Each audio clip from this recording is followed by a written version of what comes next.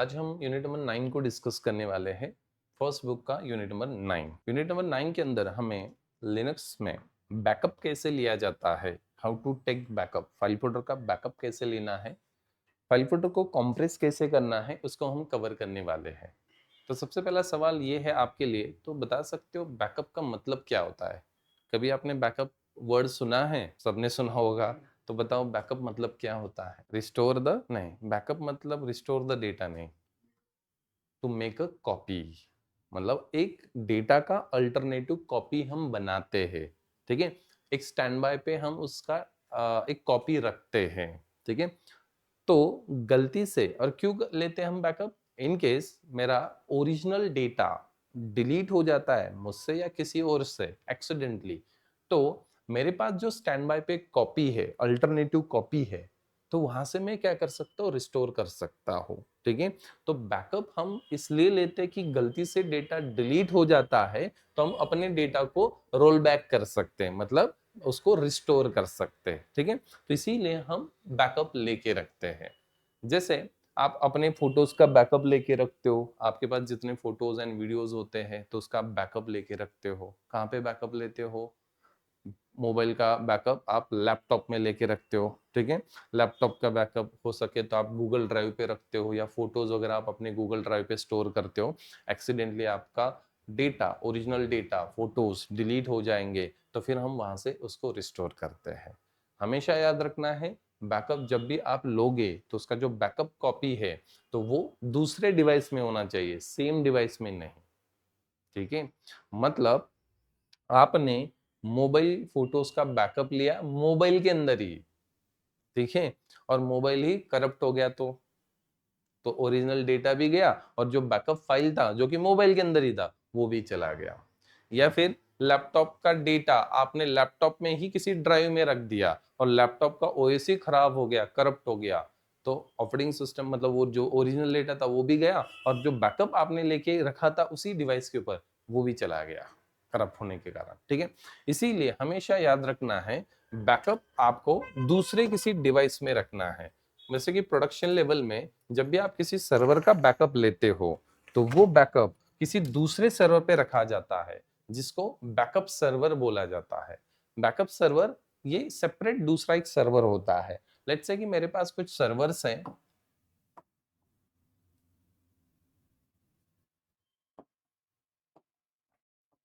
ये हमारे कुछ नोड्स हैं, नोड्स का मतलब सर्वर ही होता है। नोड 1, नोड 2, मतलब ये हमारे सर्वर मशीन है। नोड 3, 1 2 3। ठीक है, तो ये जो नोड्स है मतलब ये जो सर्वर्स है, ठीक है, तो ये हमारा डेटा, इसका जो डेटा है, इसका डेटा हमें स्टोर करना है, इसका बैकअप हमें लेना है। तो हमने इसका डेटा का बैकअप, ये डेटा है लेट्स से सर्वर का डेटा, तो इसका बैकअप हमने एक सेंट्रलाइजली किसी दूसरे सर्वर पे रखा है, ये सर्वर जो कि हमारा बैकअप सर्वर होगा ऐसा। ठीक है, आपने यही डेटा यहीं पे रख दिया एज अ बैकअप, ये हमारा बैकअप कॉपी है।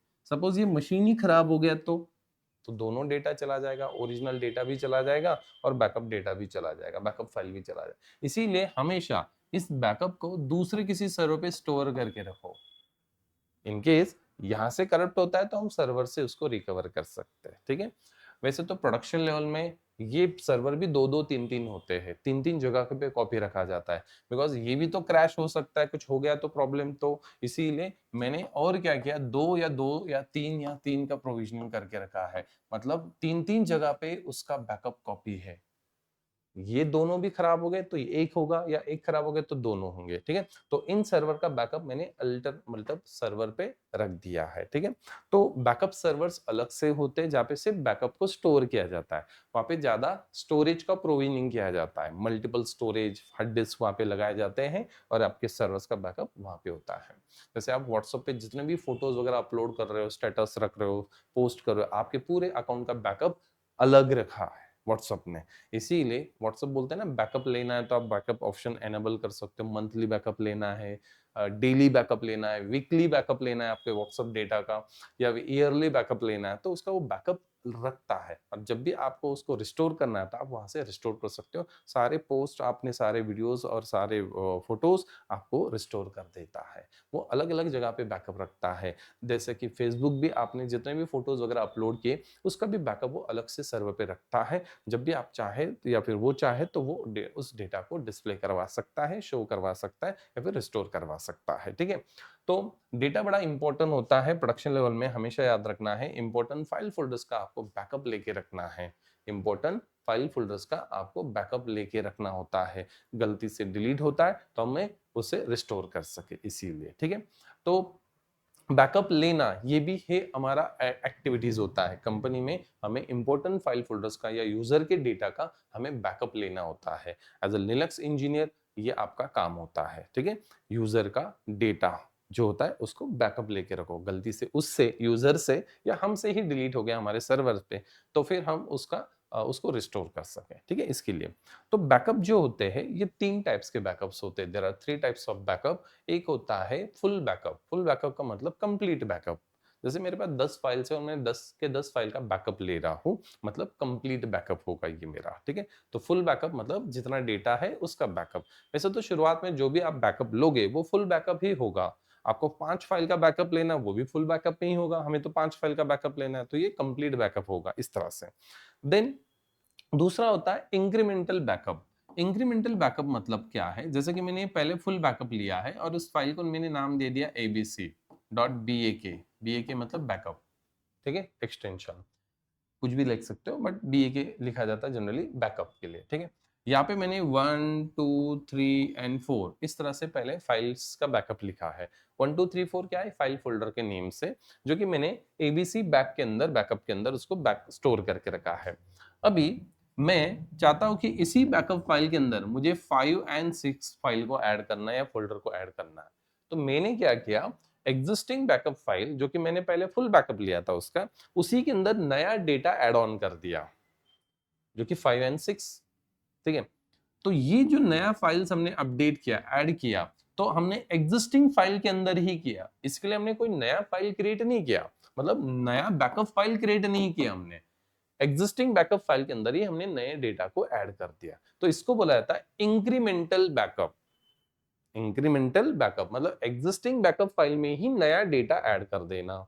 ठीक है, नेक्स्ट बैकअप होता है, उसको बोला जाता है डिफरेंशियल बैकअप। डिफरेंशियल बैकअप में क्या होता है, यहाँ पे जैसे मैंने एक बैकअप लिया, ये बैकअप हो गया। अभी नेक्स्ट टाइम जब मैं बैकअप लूंगा तो मैं फिर से एक नया फाइल क्रिएट करूंगा, बैकअप फाइल। लेट्स से ये बैकअप फाइल है abc.backup नाम से। ठीक है, हो सकता है ये abc1.backup नाम से मैंने ये फाइल क्रिएट किया, BAK। ठीक है, बैकअप। अभी इसके अंदर क्या होगा, 1 2 3 4 भी होगा एंड देन 5 6 7 8 भी होगा, ऐसा। तो यहाँ पे हमने क्या किया, एग्जिस्टिंग फाइल के अंदर ही हमने डेटा को ऐड किया, बट यहाँ पे हमने क्या किया, एक नया बैकअप फाइल क्रिएट किया। तो बैकअप फाइल कितने हो गए, दो दो, डिफरेंट डिफरेंट। तो इसको बोला जाता है डिफरेंशियल बैकअप। ठीक है, इंक्रीमेंटल बैकअप मतलब उसी बैकअप फाइल के अंदर डेटा को ऐड करना। और डिफरेंशियल बैकअप मतलब आप नया नया बैकअप फाइल क्रिएट करते हो। लेट्स से कि ये डे 1 का बैकअप है और ये डे 2 का बैकअप है, बट डे 2 में क्या है, डे 1 प्लस डे 2 का बैकअप है। डे 3 में जब मैं बैकअप लूंगा तो क्या होगा, डे 1 प्लस डे 2, इस तरह से, on day 3 different different file create हो रहा है। यहाँ पे 3 बैकअप फाइल क्रिएट हो गए और यहाँ पे क्या होगा, उसी के अंदर ऐड किया जाएगा। एक ही बैकअप फाइल होगा और उसी के अंदर वो नए नए डेटा को ऐड किया जाएगा, ऐसा। तो इसको बोला जाता है इंक्रीमेंटल बैकअप और इसको बोला जाता है डिफरेंशियल बैकअप। ठीक है, आपको डेली बैकअप लेना है, डेली बैकअप लेना है तो आप यहाँ से यहाँ तक जा सकते, मतलब डिफरेंशियल बैकअप में जा सकते हो। डिफरेंशियल बैकअप जो है ये डेटा को ज्यादा रिकवर करता है या रिस्टोर करता है। क्यों, गलती से आपसे ये फाइल डिलीट हो जाता है तो यहाँ पे आपको डे 1 का भी बैकअप मिल जाएगा प्लस डे 2 का मिल जाएगा। गलती से मेरे ये दोनों फाइल भी डिलीट हो जाते तो यहाँ से मैं क्या कर सकता हूँ, मेरे डेटा को डे 1 डे 2 का भी डेटा रिकवर कर सकते हैं। तो यहाँ पे डेटा रिस्टोर के चांसेस ज्यादा होते हैं कंपेयर टू इससे। यही फाइल जो सिंगल फाइल था वही डिलीट हो गया तो हो सकता है ना बैकअप फाइल ही गलती से डिलीट हो गया, तो उसके अंदर जो डेटा हमने ऐड किया था वो सारा डिलीट हो गया। ठीक है, तो यहाँ पे रिस्टोर के चांसेस कम होते हैं, यहाँ पे ज्यादा होते हैं। बट इसमें दिक्कत है, यहाँ पे स्टोरेज बहुत ज्यादा लगता है आपको, बिकॉज हर एक फाइल को वो सेपरेट सेपरेट क्रिएट कर रहा है, तो यहाँ पे स्टोरेज साइज ज्यादा लगेगा, यहाँ पे स्टोरेज साइज कम लगता है। तो इसका बेनिफिट ये है, ये साइज को कम यूज करता है, आपके डिस्क साइज को कम यूज करता है, बिकॉज ये सेपरेट सेपरेट अलग अलग फाइल नहीं बना रहा है, उसी के अंदर डेटा सिर्फ ऐड कर रहा है। यहाँ पे तो डे 1 प्लस डे 2 का बैकअप है, यहाँ पे डे 1 डे 2 और डे 3 का बैकअप है, मतलब यहाँ पे भी 1 GB है और यहाँ पे भी 1 GB प्लस तीसरे डे का जो बैकअप है थर्ड डे का, उसका भी साइज ऐड होगा। ये 1 GB है, इसका 1 GB प्लस खुद का 1 GB, 2 GB हो गया, मतलब ये टोटल 3 GB यूज कर रहा है। और यहाँ पे 1 GB इसका होगा, 1 GB इसका होगा और खुद का भी तो 1 GB होगा, तो 3 GB इसमें यूज हो रहा है, तो 6 GB तो यहीं पे आपका यूज हो गया है। एक, यहाँ पे 2 और यहाँ पे 3। ठीक है, इस तरह से तो टोटल 6 GB। यहाँ पे ऐसा नहीं होगा, यहाँ पे आपका बैकअप फाइल का जो साइज होगा वो सपोज 3 ही GB रहेगा, मतलब 50% डेटा आपका क्या होगा, मतलब साइज यहाँ पे रिड्यूस हो रहा है। तो यहाँ पे साइज कम लगता है बट यहाँ पे साइज ज्यादा लगता है। हाँ, बट दूसरा बेनिफिट इसमें ये है कि यहाँ पे डेटा रिकवरी के चांसेस ज्यादा होते हैं, बिकॉज आपके 2 या 3 भी फाइल डिलीट हो गए और चौथा जो डेटा होगा मतलब डे 4 का, वहां पे आप तीनों डेज का बैकअप रिकवर कर सकते हो। ठीक है, तो फुल बैकअप मतलब कंप्लीट बैकअप होता है, incremental backup and differential backup, ऐसे बैकअप के 3 टाइप्स होते हैं। बैकअप कब लेना है तो ये आपके ऊपर होता है कि डेटा कितना इंपॉर्टेंट है। बहुत ज्यादा क्रिटिकल डेटा है तो आप डेली बैकअप ले लो, तो उसको हम बोलते हैं डेली बैकअप लेना, हर रोज बैकअप लेना एक पर्टिकुलर टाइम पे। ठीक है, देन दूसरा होता है वीकली बैकअप। डेटा इतना क्रिटिकल नहीं है कि जो कि डेली बैकअप हमें लेना है, तो आप वीकली ले सकते हो। तो वीकली बैकअप जैसे सैटरडे या संडे आप पूरे वीक का बैकअप आप ले सकते हो, या फिर मंथली बैकअप आप ले सकते हो, पूरे महीने का एक ही बैकअप लेते हैं पूरे महीने का तो बैकअप। ठीक है, और ईयरली होता है तो साल भर का ही पूरा बैकअप लेके रखते हैं। तो डेली जो कि क्रिटिकल डेटा है तो उससे कम है तो वीकली ले लो, उससे भी कम है तो मंथली ले लो, उससे भी कम है तो फिर ईयरली बैकअप आप सर्वर का या अपने डेटा का, यूजर के डेटा का बैकअप ले सकते हो। ठीक है, नेक्स्ट, कंप्रेस करना, कभी सुना है ये वर्ड, जिप करना। ठीक है, क्या होता है कंप्रेस और जिप, दोनों एक ही वर्ड है, कोई जिप बोलता है कोई कंप्रेस बोलता है। कन्वर्ट नहीं, कन्वर्ट का मतलब होता है लेट्स से एबीसी नाम से फाइल है, MP3 फाइल है, मैंने इसको कन्वर्ट करके MP4 कर दिया एग्जांपल के लिए, तो ये कन्वर्ट ऐसा होता है। कंप्रेस करना, हाँ, साइज को कम करना, कोई डेटा बड़ा है साइज से तो उसको हम श्रिंक करते हैं, श्रिंक मतलब कम करना, साइज को रिड्यूस करना, तो इसे हम कंप्रेस करते हैं। तो डेटा को कंप्रेस करने के लिए कुछ टूल्स होते हैं, जैसे विंडोज में कभी आपने विन रार नाम से टूल सुना होगा, विन रार, या फिर विंडोज में तभी बाय डिफॉल्ट उसका ही खुद का एक जिप या कंप्रेस करने के लिए होता है।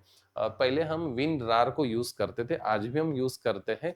थर्ड पार्टी सॉफ्टवेयर है, विंडोज के लिए आप डाउनलोड करो, कुछ MB का सॉफ्टवेयर है, फ्री सॉफ्टवेयर है, एंड डबल क्लिक करके उसको इंस्टॉल करो।